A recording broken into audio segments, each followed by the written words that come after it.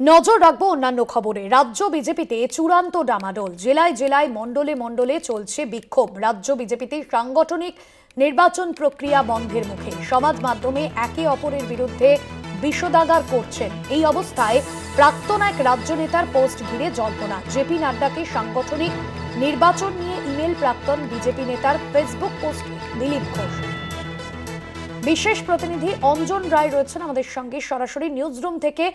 অঞ্জনদা, যেভাবে রাজ্য বিজেপির মধ্যে ডামাডোল চলছে, বিজেপির অন্দরেই ডামাডোল চলছে, এবার যে পোস্ট যা ঘিরে নতুন করে জল্পনা তৈরি হয়েছে, কি সেই পোস্ট, কি জানা যাচ্ছে?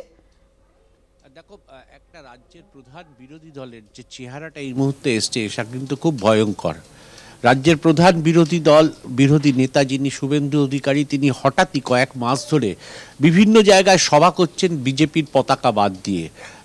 অন্য সমস্ত ধর্মীয় সংগঠনের পতাকা থাকলেও তিনি মিছিল করছেন, যেভাবে তিনি যেখানে সভা করছেন সব জায়গায় বিজেপির কোনো পতাকা থাকছে না, বা বিজেপির কর্মীরা উপস্থিত থাকছেন কিন্তু পতাকা ব্যবহার করতে দিচ্ছেন। এটা হচ্ছে একদিকের চিত্র। আরেক দিকের চিত্র, সুকান্ত মজুমদার রাজ্য সভাপতি মন্ত্রী হয়ে গিয়ে তিনি সময় দিতে পারছেন না। ফলে এই সবটা মিলিয়ে কেন্দ্রীয় নেতৃত্ব এখনও রাজ্য সভাপতি ডিক্লেয়ার করলো না। তার মধ্যে দাঁড়িয়ে নিচুতলা থেকে এই নির্বাচন প্রক্রিয়ায় নানা ধরনের অভিযোগ উঠছে, যে অভিযোগের ক্ষেত্রে হস্তক্ষেপ করতে হয়েছে কেন্দ্রীয় নেতৃত্বকে। কেন্দ্রীয় নেতৃত্বের হস্তক্ষেপের ফলে সেই প্রক্রিয়া এখন বন্ধ আছে। সিদ্ধান্ত হয়েছে যে নতুন সভাপতি, রাজ্য সভাপতি নির্বাচন হওয়ার পর সেই প্রক্রিয়া আবার চালু হবে, অর্থাৎ মণ্ডল জেলা সভাপতিগুলো আবার চালু হবে। এই রকম একটা জায়গায় দাঁড়িয়ে হঠাৎ করে প্রাক্তন সাধারণ সম্পাদক যিনি ছিলেন বিজেপির, তার ফ্যান ফলোয়ারদের পক্ষ থেকে বা তার পক্ষ থেকে একটা পোস্ট চলে এসছে যে দিলীপ ঘোষই হচ্ছে আসল নেতা, তাকেই এগিয়ে নিয়ে যেতে হবে। দিলীপ ঘোষ যখন দায়িত্ব নিয়েছিল তখন কিছু ছিল না সংগঠনের। সে জায়গায় দাঁড়িয়ে 18টা সাংসদ, 77টা বিধায়ক তৈরি করা হয়েছিল। এইসব নানা অবস্থা, মানে লাগাম ছাড়া অবস্থা বলতে পারো।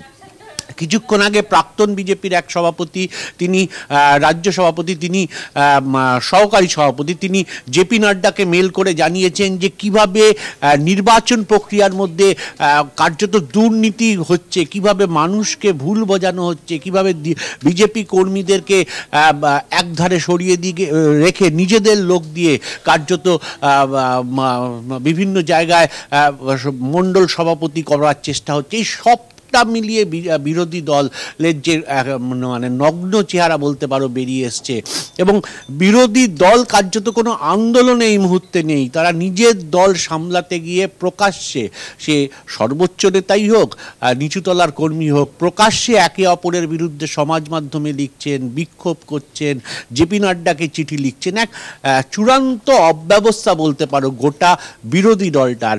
এবং একটা বিরোধী দলের এই চেহারা নিঃসন্দেহে রাজ্যের ক্ষেত্রে তো বটেই, সামগ্রিকভাবে রাজনীতির ক্ষেত্রে বা গণতন্ত্রের ক্ষেত্রে এটা কিন্তু খুব খারাপ ইঙ্গিত বলতে পারো।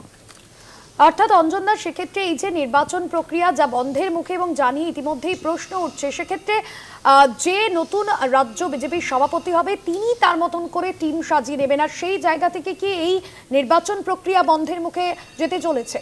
প্রথম দিকে বিজেপি একটা চেষ্টা করেছিল, কেন্দ্রীয় নেতৃত্ব, যে নিচু তলার থেকে উঠে আসুক নির্বাচনের মাধ্যমে, তারাই দাবি করুক রাজ্য সভাপতির ক্ষেত্রে কে হবে। কিন্তু দেখা গেল নিচুতলা থেকে যে নির্বাচন প্রক্রিয়াটা তারা করতে গেছিলেন, রাজ্য স্তরের দু একজন নেতা মিলে চেষ্টা করছিলেন তাদের লোক যেন সংগঠনের মাথায় বসে। এইটা করতে গিয়েই কার্যত পুরো ব্যাপারটা ঘেটে যায়, এবং এর ফলে তলার দিকে বিক্ষোভটা প্রবলভাবে শুরু হয়ে যায়।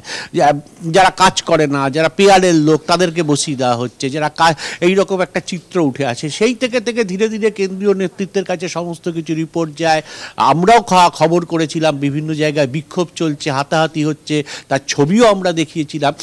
এই প্রক্রিয়াটার ফলেই এখন আপাতত বলা হয়েছে যে যারা নির্বাচিত হয়েছেন তাদের নাম টাম ঘোষণা করা যাবে না, যা হবে পুরোটাই নতুন রাজ্য সভাপতি নির্বাচন হয়ে যিনি আসবেন তার দায়িত্ব, তার মতন করে তিনি জেলা বা নির্বাচন প্রক্রিয়াটাকে নিয়ে যাবেন। ফলে এইটাই এই মুহূর্তে দাঁড়িয়ে কেন্দ্রীয় নেতৃত্ব তাদের নির্দেশ দিয়েছে।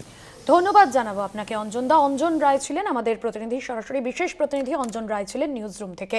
এবং রাজ্য বিজেপিতে চূড়ান্ত ডামাডোল এই মুহূর্তে।